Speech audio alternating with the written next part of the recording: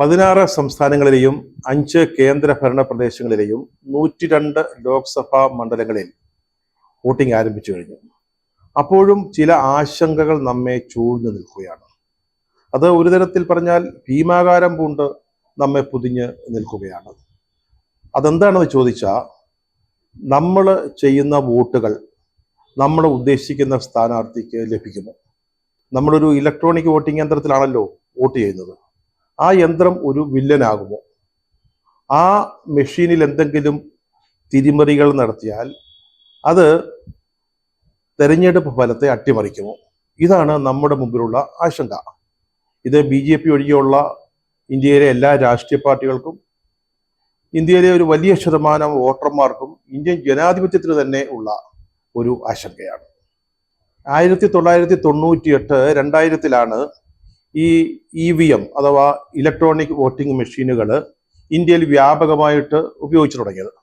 അന്നു മുതലേ ഇതിനെതിരായിട്ടുള്ള പരാതികളുണ്ട്. ഇത് വിശ്വാസ്യമാണോ? ഇത് സുതാര്യമാണോ? ഞാൻ നേരത്തെ പറഞ്ഞ പോലെ ചെയ്യുന്ന വോട്ടുകൾ ആ ഉദ്ദേശിച്ച ആളിന് തന്നെയാണോ ലഭിക്കുന്നത്?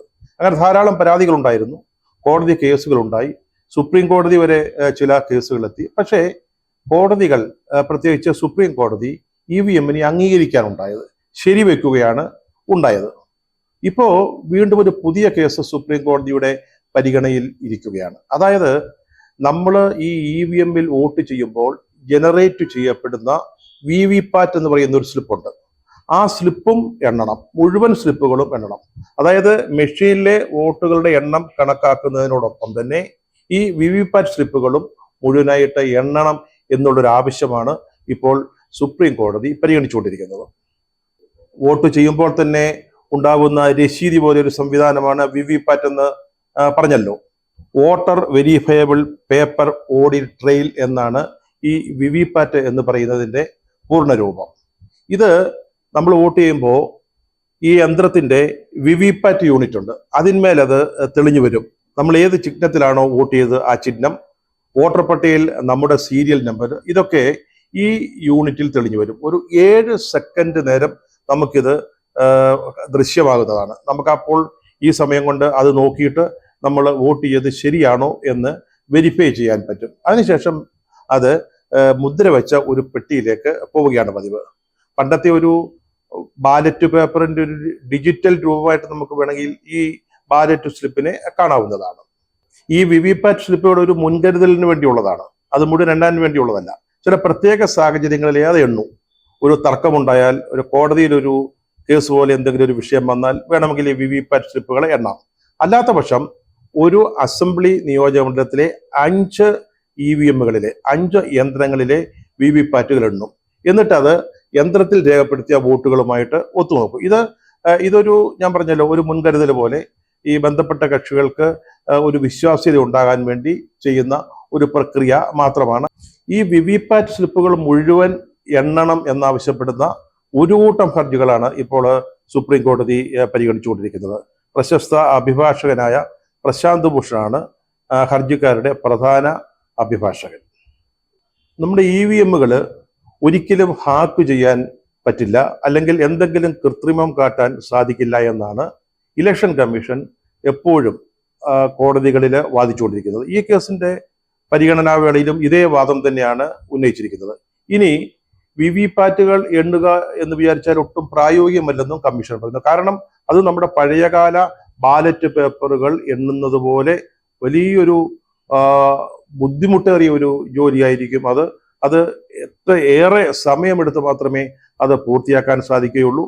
EVM കൊണ്ടുള്ള പ്രയോജനങ്ങൾ അതുമൂലം ഇല്ലാതായി പോകും. പിന്നെ ഇത് നമ്മുടെ പഴയകാല ബാലറ്റ് സമ്പ്രദായത്തിലേക്കുള്ള ഒരു തിരിച്ചുപോക്കാവും എന്നാണ് തെരഞ്ഞെടുപ്പ് കമ്മീഷൻ വാദിച്ചുകൊണ്ടിരിക്കുന്നത്. ഈ EVM-കൾക്ക് ചില പ്രയോജനങ്ങളുണ്ട് കേട്ടോ. ഈ തെരഞ്ഞെടുപ്പ് പ്രക്രിയ വളരെ സുഗമമാവും. അല്ലെങ്കിൽ ധാരാളം ബാലറ്റ് പെട്ടികൾ, ബാലറ്റ് പേപ്പറുകൾ, ഇതൊക്കെ ആയിട്ട് നമ്മൾ പോളിംഗ് ബൂത്തുകളിലേക്ക് എത്തണം. അവിടെ ചെന്ന് കഴിഞ്ഞാൽ, വോട്ടിംഗ് നടന്നു കഴിഞ്ഞാൽ ഈ ബാലറ്റ് പേപ്പറുകളെല്ലാം കെട്ടിവയ്ക്കണം. വോട്ടെണ്ണലാവുമ്പോഴത്തേക്ക് ഇതെല്ലാം തരംതിരിക്കണം. പിന്നെ ഓരോ ബാലറ്റ് പേപ്പറും എണ്ണിയാണ് നമ്മൾ ഫലം നിശ്ചയിക്കുക. ചിലപ്പോൾ ഒരു ലോക്സഭാ മണ്ഡലത്തിലെ ഇലക്ഷന്റെ ഒക്കെ വോട്ടിംഗ് ആരംഭിച്ചു കഴിഞ്ഞാൽ ചിലപ്പോൾ പിറ്റേന്ന് ഉച്ചയ്ക്കോ ചിലപ്പോൾ പിറ്റേന്ന് വൈകുന്നേരം വരെയോ നീളുന്ന പതിവ് പോലും ഉണ്ടാകാറുണ്ട്. അങ്ങനെ വളരെ എളുപ്പത്തിൽ സുഗമമായി നടത്താൻ തെരഞ്ഞെടുപ്പ് പ്രക്രിയ പൂർത്തിയാക്കാൻ ഈ EVM-കൾ നമ്മെ സഹായിക്കുന്നുണ്ട്. അതൊരു കാര്യമാണ്. EVM-കൾ ഹാക്ക് ചെയ്യാനോ കൃത്രിമം കാട്ടാനോ സാധിക്കില്ല എന്ന് കമ്മീഷൻ പറയുമ്പോൾ തന്നെ കഴിഞ്ഞ ദിവസം കേരളത്തിലുണ്ടായ ചില സംഭവ വികാസങ്ങൾ ഞെട്ടിക്കുന്നതാണ്. ഈ തെരഞ്ഞെടുപ്പ് പോളിംഗ് നടക്കുന്നതിന് മുമ്പായിട്ട് ചില മാതൃകാ മോക്ക് പോളിങ്ങുകൾ നടത്താറുണ്ട് എല്ലാ മണ്ഡലങ്ങളിലും. കഴിഞ്ഞ ദിവസം അത് കാസർഗോഡ് നടക്കുമ്പോൾ കോൺഗ്രസിന് കൈപ്പത്തിക്ക് ചെയ്ത വോട്ടുകൾ മുഴുവൻ പോയത് BJPക്കാണ്. പൂഞ്ഞാറിലും ഇത് തന്നെ സംബന്ധിച്ചു.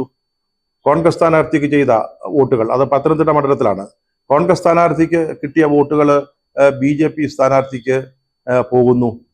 അതുപോലെ കൊല്ലം മണ്ഡലത്തിൽ UDF-ന്റെ സ്ഥാനാർത്ഥി NK പ്രേമചന്ദ്രന്റെ പേര് അല്ലെങ്കിൽ അദ്ദേഹത്തിന്റെ ചിഹ്നം ബാലറ്റ് പേപ്പറിൽ ചെറുതായിട്ടാണ് കൊടുത്തിരിക്കുന്നത് എന്നൊരു ആക്ഷേപം വന്നു. അതും ഇലക്ഷൻ കമ്മീഷൻ ആദ്യം സമ്മതിച്ചില്ല. പക്ഷെ തർക്കം മൂത്തപ്പോൾ ഇലക്ഷൻ കമ്മീഷന് അവിടെ പുതിയ ബാലറ്റ് അടിക്കേണ്ടി വന്നു. ഇതാണ് യാഥാർത്ഥ്യം. EVM പരീക്ഷണാടിസ്ഥാനത്തിൽ ആദ്യം ഉപയോഗിച്ചത് കേരളത്തിലാണ് 1982. അന്നത്തെ നിയമസഭാ തിരഞ്ഞെടുപ്പിൽ പറവൂർ നിയോജക മണ്ഡലത്തിലെ 50 ബൂത്തുകളിൽ EVM-കൾ ഉപയോഗിച്ചു. അന്ന് കോൺഗ്രസിന്റെ സ്ഥാനാർത്ഥി AC ജോസാണ്, എതിർ സ്ഥാനാർത്ഥി CPI-യുടെ N ശിവൻപിള്ള. വലിയ ഒരു വാശിയേറിയ മത്സരമാണ് അവിടെ നടന്നത്. പക്ഷെ പോളിംഗ് കഴിഞ്ഞ് വോട്ടെണ്ണിയപ്പോൾ 123 വോട്ടിന് ശിവൻപിള്ള ജയിച്ചു. അതിലൊരു പ്രത്യേക കൗതുകം എന്ന് പറയുന്നത്, പഴയതുപോലെ ബാലറ്റ് പേപ്പർ ഉപയോഗിച്ച് നടത്തിയ പോളിംഗിൽ ആ ബൂത്തുകളിലൊക്കെ AC ജോസ് മുന്നിൽ വന്നു. അതേസമയം EVM ഉപയോഗിച്ച ബൂത്തുകളിൽ N ശിവൻപിള്ളയാണ് മുമ്പിൽ വന്നത്. സ്വാഭാവികമായിട്ടും അത് തെരഞ്ഞെടുപ്പ് കേസിന് കാരണമായി. 1961 തെരഞ്ഞെടുപ്പ് നിയമങ്ങളിൽ EVM ഉപയോഗിക്കാൻ വ്യവസ്ഥയില്ല എന്നായിരുന്നു AC ജോസിന്റെ വാദം. ഹൈക്കോടതിയിൽ തോറ്റു. പക്ഷെ സുപ്രീം കോടതിയിൽ കേസെത്തിയപ്പോൾ ജോസിന് വേണ്ടി KK വേണുഗോപാലും N ശിവൻപിള്ളയ്ക്ക് വേണ്ടി രാംജത്ത് മലാനിയുമാണ് കേസ് വാദിച്ചത്. പൊരിഞ്ഞ വാദം തന്നെ നടന്നു. അവസാനം AC ജോസ് ജയിച്ചു. ഈ EVM ഉപയോഗിച്ച 50 ബൂത്തുകളിൽ പഴയതുപോലെ ബാലറ്റ് സമ്പ്രദായത്തിൽ വീണ്ടും റീപോളിംഗ് നടത്താനായിട്ട് സുപ്രീം കോടതി ഉത്തരവിട്ടു. അങ്ങനെ തെരഞ്ഞെടുപ്പ് നടന്നു.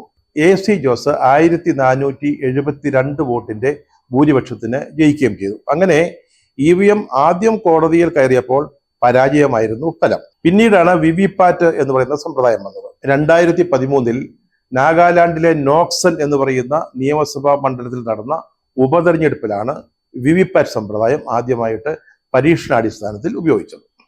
തുടക്കം മുതലേ EVM-നെതിരെ എതിർപ്പുണ്ടായിരുന്നു എന്ന് പറഞ്ഞു. 2009 BJP കോൺഗ്രസ് ജയിച്ചപ്പോൾ അവരാണ് ആദ്യം പ്രതിഷേധം പ്രകടിപ്പിച്ചത്. അന്നത്തെ പ്രതിപക്ഷ നേതാവായിരുന്ന ലാൽ കൃഷ്ണ അഡ്വാനി. പിന്നീട് കോൺഗ്രസ് ഇതിനെതിരായി, BSPയുടെ മായാവതി ഇതിനെ വിമർശിച്ചു. ഈ തെരഞ്ഞെടുപ്പിൽ ഇന്ത്യ സഖ്യത്തിലെ മുഴുവൻ നേതാക്കളും തെരഞ്ഞെടുപ്പ് കമ്മീഷണറെ കണ്ട് VVPAT മുഴുവൻ എണ്ണണം എന്ന് ആവശ്യപ്പെട്ടു. പക്ഷെ കമ്മീഷൻ അതിന് തയ്യാറായില്ല, അതിന് സമ്മതിച്ചില്ല. അതിനെ തുടർന്നാണ് ഇപ്പോൾ സുപ്രീം കോടതിയിൽ ഈ ഹർജി പരിഗണനയ്ക്ക് വന്നിരിക്കുന്നത്. ആഗോളാടിസ്ഥാനത്തിൽ നോക്കുകയാണെങ്കിൽ EVM-ന് വലിയ സ്വീകാര്യതയില്ല. പല വികസിത രാജ്യങ്ങളും ആദ്യം വോട്ടിംഗ് യന്ത്രങ്ങൾ ഉപയോഗിച്ചെങ്കിലും പിന്നീട് അത് സുതാര്യമല്ല അല്ലെങ്കിൽ സംശയത്തിന് അതീതമല്ല എന്ന കാരണത്താൽ അത് വേണ്ടെന്ന് വെക്കുകയാണ് ഉണ്ടായത്. Germany, France, England, Italy, Netherlands, Ireland തുടങ്ങിയ രാജ്യങ്ങൾ ഇത് ഉപയോഗിച്ച് തുടങ്ങിയതിന് ശേഷം വേണ്ടെന്ന് വെച്ചവരാണ്. ജർമ്മനിയിലെ സുപ്രീം കോടതി ആവട്ടെ ഇത് ഉപയോഗിക്കുന്നത് ഭരണഘടനാ വിരുദ്ധമാണെന്ന് പ്രഖ്യാപിക്കുക കൂടെ ചെയ്തു. ഇപ്പൊ ഇത് ഉപയോഗിക്കുന്ന ഏറ്റവും വലിയ രാജ്യങ്ങളിൽ പ്രധാനമായിട്ടുള്ളത് ഇന്ത്യയും ബ്രസീലുമാണ്. ലോകത്തിൽ തന്നെ വലിയ അംഗീകാരം കിട്ടാത്ത ഒരു തെരഞ്ഞെടുപ്പ് സംവിധാനമാണ് EVM. ഇലക്ട്രോണിക് രംഗത്തെ വിദഗ്ധരും ഈ EVM-ന്റെ വിശ്വാസ്യതയുടെ കാര്യത്തിൽ 2 തട്ടിലാണ്. അമേരിക്കയിലെ മിഷിഗൺ സർവകലാശാലയിലെ ഒരു വിഭാഗം ഗവേഷകർ അവര് വികസിപ്പിച്ചെടുത്ത ഒരു ഉപകരണം ഉപയോഗിച്ചത് മൊബൈൽ ഫോണിലെ മെസ്സേജ് വഴി ഇന്ത്യയിലെ ഒരു EVM-ലെ വോട്ടിംഗ് ഫലം വ്യത്യാസപ്പെടുത്തി. ഇത് 2010 മെയ്യില് BBC തന്നെ റിപ്പോർട്ട് ചെയ്തതാണ്. ടുലിപ് സോഫ്റ്റ്വെയറിന്റെ CEO-യും ഒബാമ ഭരണകൂടത്തിലെ ഒരു കൺസൾട്ടന്റുമായിരുന്ന മാധവ് ദേശ്പാണ്ഡെ കരൺ താപ്പറുമായി നടത്തിയ ഒരു അഭിമുഖ സംഭാഷണത്തിൽ ഇത് ഹാക്ക് ചെയ്യാൻ പറ്റില്ല, പക്ഷേ ഇതിലെ മാനിപ്പുലേഷൻസ് നടത്താൻ പറ്റും, അല്ലെങ്കിൽ കൃത്രിമങ്ങൾ, തിരിമറികൾ നടത്താൻ പറ്റുമെന്ന് വളരെ വിശദമായി പറയുകയുണ്ടായി. ഇന്ത്യയെ പോലെ വിസ്തൃതമായ ഒരു ജനാധിപത്യ രാജ്യം, ധാരാളം വോട്ടർമാർ, അതുപോലെ വളരെ കൂടുതൽ പോളിംഗ് ബൂത്തുകൾ, വളരെ സങ്കീർണമാണ് നമ്മുടെ തെരഞ്ഞെടുപ്പ് പ്രക്രിയ. ഇവിടെ ഇലക്ട്രോണിക് വോട്ടിംഗ് മെഷീൻ ഇല്ലാതെ സുഗമമായിട്ട് എളുപ്പത്തിൽ ഈ വോട്ടിംഗ് പ്രക്രിയ പൂർത്തിയാക്കാനാവില്ല എന്നാണ് EVM-നെ അനുകൂലിക്കുന്ന ആളുകൾ പറഞ്ഞുകൊണ്ടിരിക്കുന്നത്. അവര് മുന്നോട്ട് വയ്ക്കുന്ന മറ്റൊരു വാദമുണ്ട്. ഇങ്ങനെ മാനിപ്പുലേറ്റ് ചെയ്യാൻ പറ്റുമെങ്കിൽ, കൃത്രിമം കാട്ടാൻ പറ്റുമെങ്കിൽ, എന്തുകൊണ്ട് ഒരു പാർട്ടി സീറ്റുകളുടെ എണ്ണത്തിൽ ഏറ്റവും വലിയ ഭൂരിപക്ഷം നേടുന്നില്ല? അല്ലെങ്കിൽ അവരുടെ സ്ഥാനാർത്ഥികൾ അവരുടെ വോട്ടുകളുടെ എണ്ണത്തിന്റെ കാര്യത്തിൽ അഥവാ വലിയ ഭൂരിപക്ഷത്തോടെ ജയിക്കുന്നില്ല? ഈ വാദങ്ങളും EVM-നെ അനുകൂലിക്കുന്ന ആളുകൾ മുന്നോട്ട് വയ്ക്കുന്നുണ്ട്.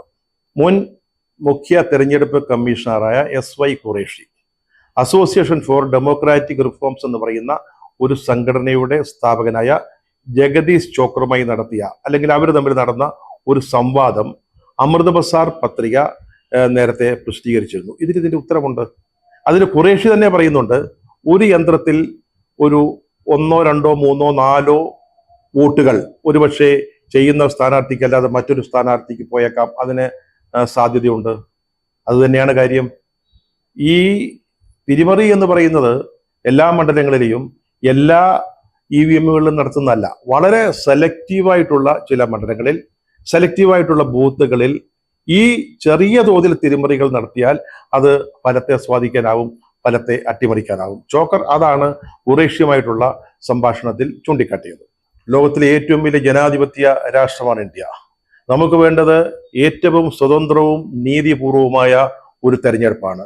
ഈ തെരഞ്ഞെടുപ്പിൽ ഇവിടുത്തെ ജനങ്ങളുടെ അഭിലാഷങ്ങൾ പ്രതിഫലിക്കപ്പെടണം. അതിന് ചെലവേറിയാൽ വേണ്ടില്ല, അല്ലെങ്കിൽ കുറച്ച് സമയമെടുത്താൽ വേണ്ടില്ല. തെരഞ്ഞെടുപ്പ് തിരിമറികളിലൂടെ വ്യാജന്മാർ നമ്മെ ഭരിക്കുന്ന ഒരു സാഹചര്യം ഉണ്ടാവരുത്. അല്പം സമയമേറെ എടുത്താലും സാമ്പത്തിക ചെലവ് വന്നാലും നമുക്ക് വേണ്ടത് സുതാര്യമായ നീതിപൂർവമായ തെരഞ്ഞെടുപ്പാണ്, തെരഞ്ഞെടുപ്പ് ഫലങ്ങളാണ്.